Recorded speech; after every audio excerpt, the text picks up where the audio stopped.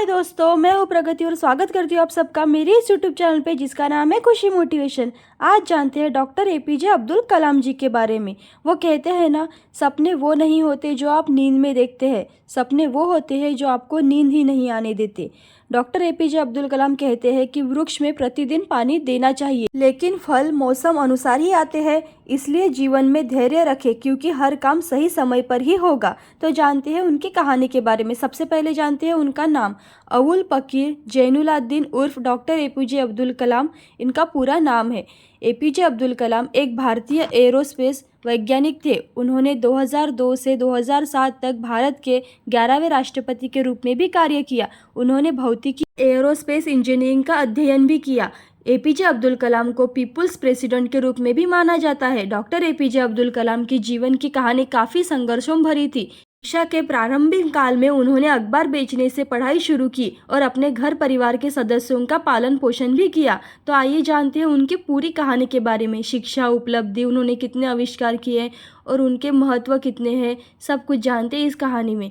Doctor APJ जैसे अब्दुल कलाम जैसे इंसान हर दिन पैदा नहीं होते, वे सदी में एक बार पैदा होते हैं और आने वाले सब सदियों के लिए याद बन जाते हैं। ऐसे ही एक महान डॉक्टर एपीजे अब्दुल कलाम है। उनका जन्म 15 अक्टूबर 1931 के मद्रास प्रेसिडेंसी के रामेश्वरम में तमिल मुस्लिम परिवार में हुआ था। वह अपने परिवार के तमिलनाडु में ही मंदिर में शहर रामेश्वरम में रहते थे, जहां उनके पिता जैनुलाब्दीन के पास एक नाव थी और वह एक मस्जिद के इमाम थे। वहीं उनकी मां आशी अम्मा एक गृहिणी थी। कलाम के परिवार में 4 भाई और एक बहन थी, जिनमें से वह सबसे छोटे थे। कलाम के पूर्वज धनी व्यापारी और जमींदार थे, लेकिन उनके पास विशाल भूमि और संपत्ति भी थी। लेकिन समय के साथ ही पंबन ब्रिज के खुलने से तीर्थयात्रियों को लाने और किराए का सामान बेचने के उनके व्यवसाय को भारी नुकसान हुआ। नतीजन कलाम का परिवार अपर्याप्त हो गया। जीवन यापन करने के लिए कड़ी मेहनत कर रहा था। कम उम्र में ही कलाम को अपनी पारिवारिक आय पूरी करने के लिए समाचार पत्र तक बेचना पड़ा था। अब जानते हैं अब्दुल कलाम की शिक्षा के बारे में। अब्दुल कलाम की शैक्षणिक पृष्ठभूमि, हालांकि कलाम के स्कूल के अवसर ग्रेड थे, लेकिन वे बहुत ही मेहनती थे और उनमें सीखने की काफ़ी ज़्यादा इच्छा थी। उन्होंने अध्ययन में अपना पूरा समय बिताया और गणित में विशेष रुचि विकसित भी की। कलाम ने अपनी प्रारंभिक शिक्षा पूरी करने के बाद थॉट्स हायर सेकेंडरी स्कूल छोड़ दिया और सेंट जोसेफ कॉलेज तिरुचिरापल्ली में चले गए। सेंट जोसेफ कॉलेज में उन्होंने 1954 में अपनी फिजिक्स की डिग्री प्राप्त कर ली। वे 1955 में मद्रास इंस्टीट्यूट ऑफ टेक्नोलॉजी में एरोस्पेस इंजीनियरिंग का अध्ययन करने के लिए मद्रास चले गए। एक वैज्ञानिक के रूप में कलाम ने अपनी डिग्री भी पूरी कर ली। 1960 में वो डीआरडीओ में वैमानिक विकास प्रतिष्ठान में एक वैज्ञानिक के रूप में भी शामिल हुए। उनके करियर की शुरुआत एक छोटा होवरक्राफ्ट डिज़ाइन करने से हुई। हालांकि वह डीआरडीओ में नौकरी वे अपने विकल्प से आश्वस्त नहीं था। कलाम को 1969 में इसरो में स्थलांतरित कर दिया गया था, जहां वे भारत के पहले उपग्रह वाहन प्रक्षेपण की परियोजना निर्देशक थे। उपग्रह वाहन ने जुलाई 1980 में रोहिणी उपग्रह को सफलतापूर्वक पृथ्वी की कक्षा में स्थापित किया।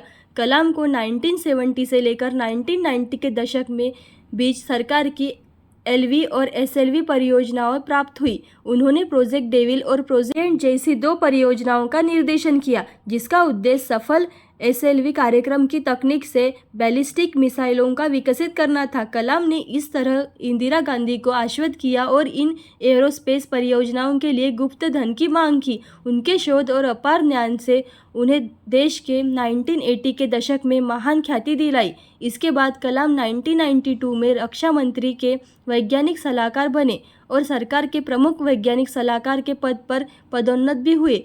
पहले 5 साल इसी पद पर उन्होंने अपना कार्य किया। देश के 1998 में परमाणु हथियारों के परीक्षण में उनकी अपार भूमिका ने भारत को एक परमाणु शक्ति के रूप में मजबूत किया। कलाम एक राष्ट्रीय नायक बन गए, जिन्हें आने वाले युगों तक याद किया जाएगा। हालांकि उनके द्वारा किए गए परीक्षणों में अंतर्राष्ट्रीय समुदाय में भारी हंगामा मचा दिया था। कलाम ने टेक्नोलॉजी की विजन 2020 नामक एक राष्ट्रव्यापी योजना को सामने रखा, जो उनके अनुसार 20 वर्षों में भारत के कद को विकसनशील से विकसित राष्ट्र में बदलने का एक शानदार तरीका था। योजना के उन्नत प्रौद्योगिकी के उपकरण, स्थानिक सुविधाओं का विस्तार करना, जनता की शिक्षा पर जोर देना, राष्ट्र की प्रगति के कल्याण करना। देश के राष्ट्रपति के रूप में कलाम सर ने भारत 11वें राष्ट्रपति बनने के हकदार थे। 25 जुलाई 2002 में वे देश के राष्ट्रपति चुने गए। उनका कार्यकाल 25 जुलाई 2007 तक था। कलाम भारी मतों से चुनाव जीतकर राष्ट्रपति बने। राष्ट्रीय जनतांत्रिक गठबंधनों में उन्हें अध्यक्ष के पद के लिए नामित किया और इसे समाजवादी पार्टी और राष्ट्रीय कांग्रेस पार्टी का समर्थन प्राप्त था। उन्हें सभी लोगों से प्यार मिला और राष्ट्रपति का पद मिल गया क्योंकि उन्होंने लोगों के कल्याण के लिए और देश के लिए अगणित ऐसे काम किए थे। वह निर्णय लेने और उन्हें लागू करने के लिए पर्याप्त साहसी थे। वह चाहे छोटा निर्णय हो या बड़ा, वह संवेदनशील हो या विवादास्पद, वह सबके लिए अच्छा निर्णय लेते थे। वह 2005 में बिहार के राष्ट्रपति शासन लगाने में सबसे चर्चित राष्ट्रपति शासन में से एक बन गए।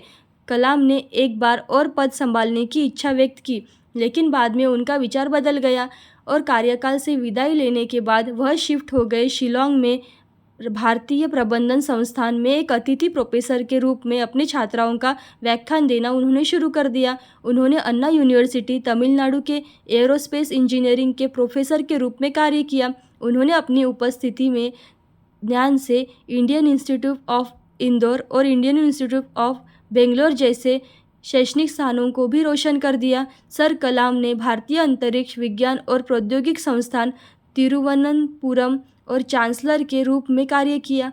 2012 में उन्होंने व्हाट कैन आई गिव नामक एक कार्यक्रम शुरू कर दिया जो देश से भ्रष्टाचार मिटाने पर ध्यान केंद्रित करना था। दिल का दौरा और अब्दुल कलाम का निधन कैसे हुआ। पृथ्वी पे जन्मे हर व्यक्ति को एक न एक दिन जाना ही होता है, लेकिन कुछ लोग ऐसे होते हैं जो अपने योगदान के कारण लाखों लोगों के दिल में अमर रहते हैं। डॉक्टर एपीजे अब्दुल कलाम एक ऐसे ही व्यक्तित्व वाले व्यक्ति थे जिनका 83 वर्ष की आयु में निधन हो गया। वह पूरे देश के लिए, खासतौर युवाओं के लिए बहुत ही बेहद दर्दनाक समय था क्योंकि हर वर्ग के लोगों को वो प्रेरित करने के लिए महान व्यक्ति थे और उन्होंने दुनिया छोड़ दी थी। और आपको बता दूं कि कलाम IIS शिलांग में एक कार्यक्रम में युवाओं के लिए भाषण दे रहे थे। उसी दौरान उन्हें दिल का दौरा पड़ा और वो गिर पड़े। हालांकि उन्हें शिलांग के सबसे बड़े हॉस्पिटल में भर्ती किया गया, लेकिन डॉक्टर उन्हें नहीं बचा पाए। फिर उनके पार्थिव शरीर को एयरलिफ्ट पर गुवाहाटी ले जाया गया और वहां से एयरफोर्स के विमान से नई दिल्ली ले जाया गया। देश के तत्कालीन प्रधानमंत्री, राष्ट्रपति, उपराष्ट्रपति और अन्य कई नेताओं ने उनकी आत्मा की शांति के लिए प्रार्थना की। इसके बाद उनके शरीर को भारतीय राष्ट्रीय ध्वज में ढक दिया गया और उनके नगर लाया गया। उनके अंतिम संस्कार में करीब 35,000 लोगों ने शिरकत की और ऐसी महान व्यक्ति की आत्मा की शांति के लिए एकजुट होकर प्रार्थना भी की। अब जानते हैं उनके लेख के बारे में। डॉक्टर एपीजे अब्दुल कलाम एक महान व्यक्ति थे। वो एक महान राजनीतिक नेता भी थे। वो एक अच्छे शिक्षक और अच्छे लेखक भी थे। उनमें कई नाजुक गुण और दूरदर्शी थे जिन्होंने हमेशा देश के विकास के लिए एक उत्कृष्ट सपना देखा और महसूस किया कि युवा क्रांति ला सकते हैं। अपने विश्वविद्यालय में करियर के दौरान उन्होंने अपने प्रेरणादायक भाषण और जबरदस्त दूरदर्शी से माध्यम के कई छात्राओं को प्रेरित किया। इसके अलावा डॉक्टर एपीजे अब्दुल कलाम एक महान लेखक थे। उन्होंने कई किताबें लिखी जो मुख्य रूप से राष्ट्र के सशक्तिकरण के लिए। उनका भारत निर्माण 2020 हमारे लिए एक उपहार ही तरह था और उनके पास भारत के एक महाशक्ति बनाने की सभी रणनीतियाँ थी। इस पुस्तक में उन्होंने मुख्य रूप से कृषि क्षेत्र में भोजन और विकास, बेहतर स्वास्थ्य देखभाल सुविधाएं, उन्नत सूचना और संचार प्रणाली जैसी बुनियादी सुविधाएं, बिजली उत्पादन से पर्याप्तना, उन्नत प्रौद्योगिकियों और आत्मनिर्भर जैसे कुछ कार्यों पर ध्यान केंद्रित करना था। अब जानते हैं अब्दुल कलाम की उपलब्धियाँ। अब्दुल कलाम एक महान दिल के व्यक्ति थे। उन्होंने अपनी जीवन यात्रा के दौरान कई पुरस्कार प्राप्त किए और कई उपलब्धियां हासिल की। 1981 में अब्दुल कलाम को प्रतिष्ठित पद्म भूषण पुरस्कार मिला। 1990 में उन्हें पद्म भूषण पुरस्कार मिला। राष्ट्र के प्रति अपने ज़बरदस्त प्रयास के कारण प्रसिद्ध व्यक्तित्व को 1997 में भारत रत्न मिला।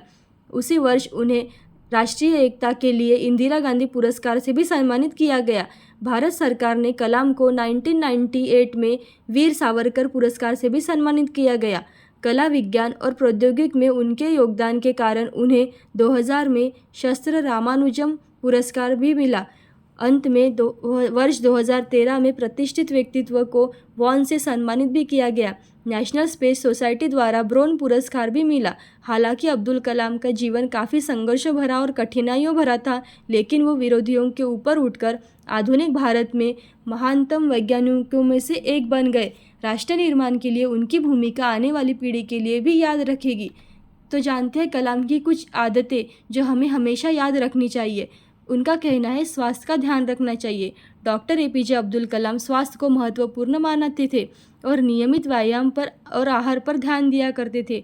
उनकी यह आदत उन्हें ऊर्जावान और कार्यक्षम बनाए रखने में मदद करती थी। दूसरा जानते हैं सीखने में प्रति उत्साह। डॉक्टर एपीजे अब्दुल कलाम ने जीवन भर सीखने का उत्साह बनाए रखा। उनकी अद्भुत जिज्ञासा उन्हें सदैव नवीनता की ओर आगे लेकर गई। तीसरा जानते हैं समय का महत्व समझना। डॉक्टर एपीजे अब्दुल कलाम ने समय के महत्व को हमेशा समझा और समय को महत्वाकांक्षी तरीके से उसका उपयोग भी किया। और चौथा जानते हैं सादगी और मितव्ययिता। डॉक्टर एपीजे अब्दुल कलाम हमेशा सादगी से रहते थे। उन्होंने आपूर्ति के बिना व्यय करने के लिए सीख देते थे। आसानी से खुशी पाने के लिए सादगी की प्रशंसा भी करते थे। और आगे जानते हैं संवेदनशीलता और मानवीयता। कलाम ने हमेशा संवेदनशीलता और मानवीयता को महत्व दिया। उन्होंने दूसरों की भावनाओं का सम्मान किया और मानवीय संपर्कों को मजबूत बनाने का भी प्रयास किया। ऐसी अच्छी कहानियाँ और वीडियोस देखने के लिए खुशी मोटिवेशन को लाइक शेयर सब्सक्राइब ज़रूर करें। Thank you so much.